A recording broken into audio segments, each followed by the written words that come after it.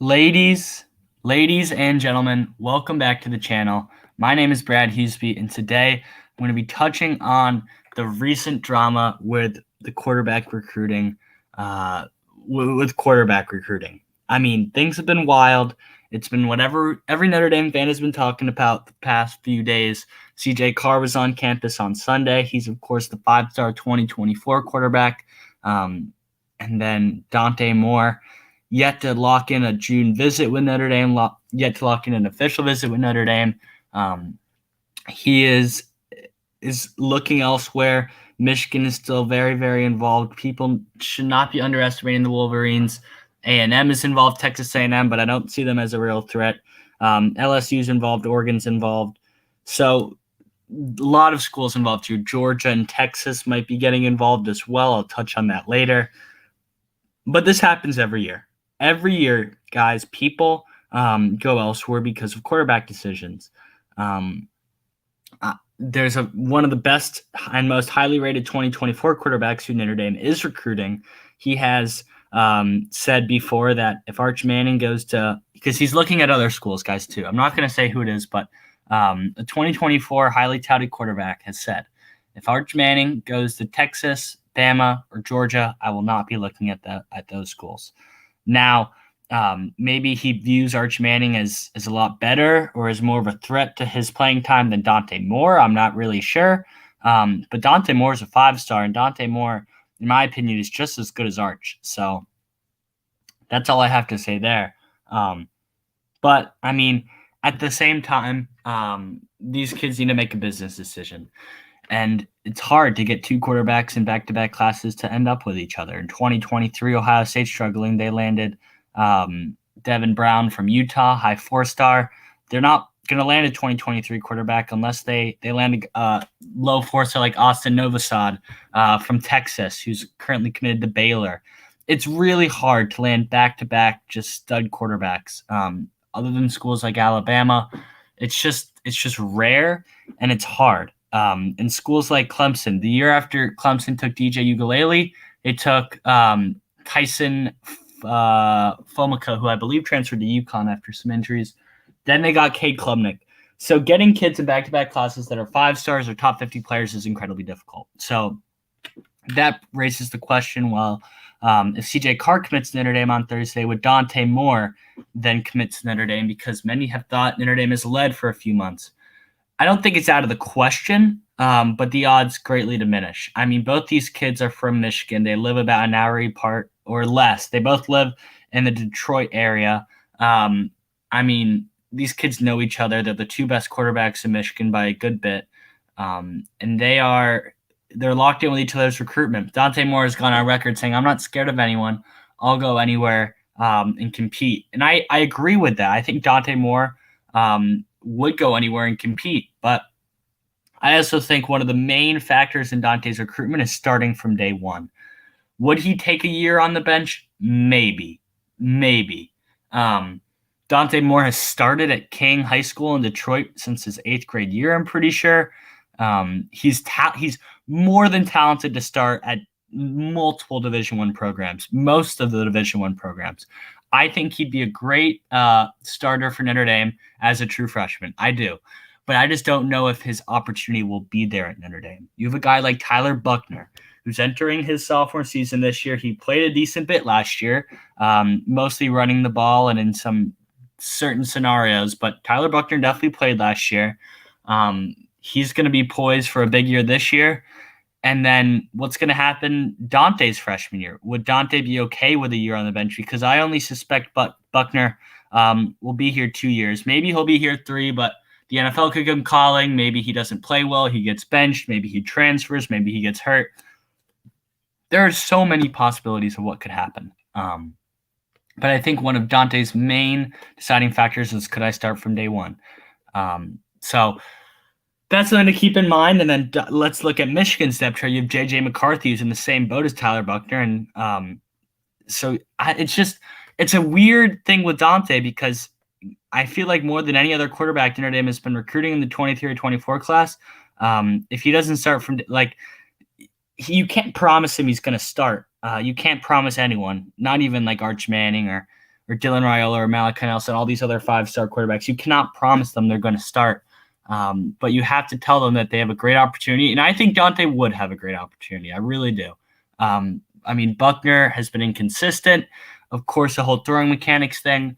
I'm not going to get too high into that. I'm big on Buckner. I think he's a really good player, but there's definitely some other guys that some other places Dante could go and maybe have a better shot at starting from day one. So with that in mind, let's talk about the other 23 and 24 quarterbacks, because other than Dante and CJ Carr, there aren't a ton of names. Of course, Julian Sain's a big name. I pretty much have wrapped him up in my talking about quarterback recruiting with Carr and Dante the past few weeks and months.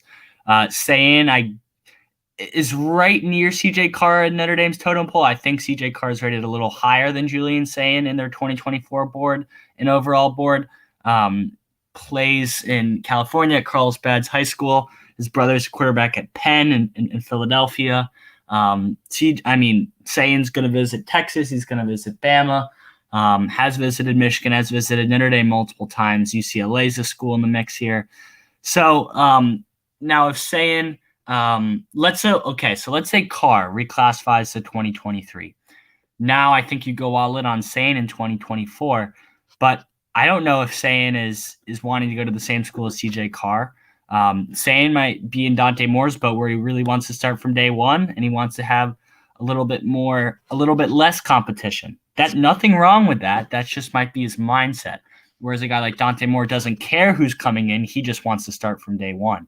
And a guy like CJ Carr, I think, cares a little bit who's coming in. I don't think he'd love if Dante Moore were to come to Notre Dame, but he also wouldn't be distraught. I think he'd stay committed.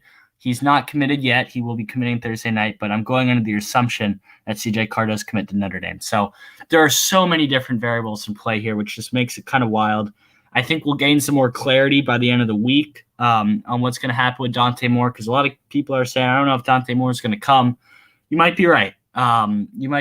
So we'll have to see. But 2024, I'll throw out another name, Ryan Puglisi. He was on campus. Reminds me a lot of Steve Angeli. Definitely not as high of a caliber of a player as guys like Julian Sain and CJ Carr are. But I think he's a 4-star quarterback. He's from the Northeast.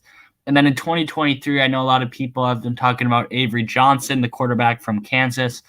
Just had an incredible visit to University of Washington. Oregon's going to host him on the 17th for an official visit.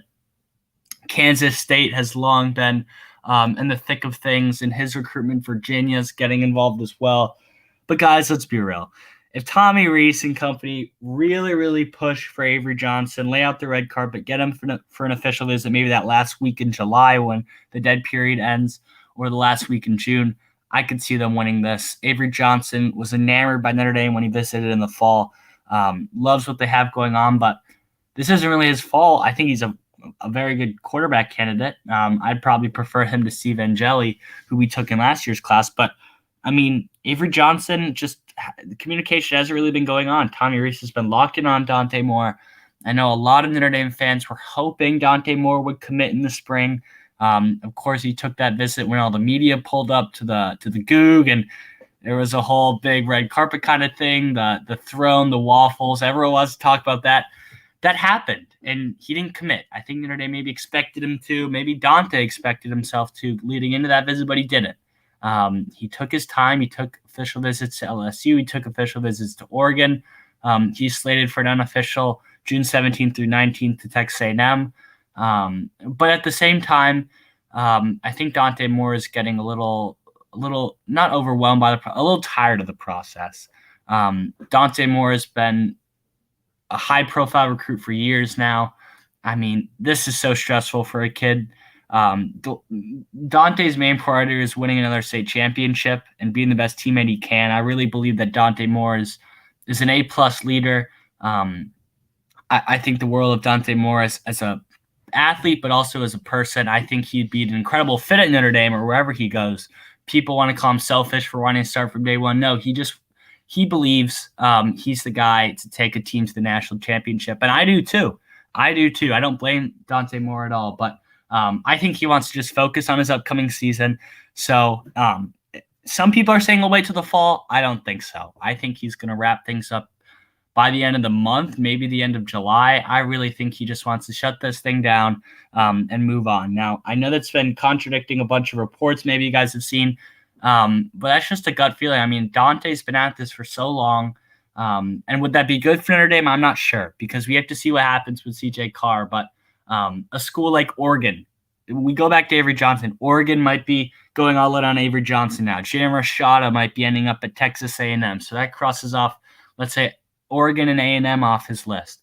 Miami's looking good for a South Florida quarterback. He may have already committed to them. I forget his name. LSU, real possibility for Dante Moore. Brian Kelly and company are going all in on Moore. And then you look at a school like Michigan, who's been there from day one. They offered him as an 8th grader. Michigan is definitely making some strides in this recruitment. I know Notre Dame fans don't want to hear that, but it's a local school. They've been recruiting. He's comfortable there. Now I think they might be a little. He knows everything he needs to know about Michigan. His dad has a Michigan tattoo, for God's sake. But I mean, I think with the process weighing on him, he knows all he needs to know about Michigan. He knows he could possibly start from day one, or at maximum be on the bench for a year. Where at Notre Dame, it's a little more uncertain, especially with CJ Carr in the equation. But then at Michigan, they're trending for 5-star quarterback Jaden Davis from Charlotte, who's actually ranked higher than CJ Carr on pretty much every single website. So there's just so much going on. The recruiting dominoes are going to fall. It's going to be a great month, a very interesting month for quarterback recruiting. But if you're Notre Dame, you have to be excited.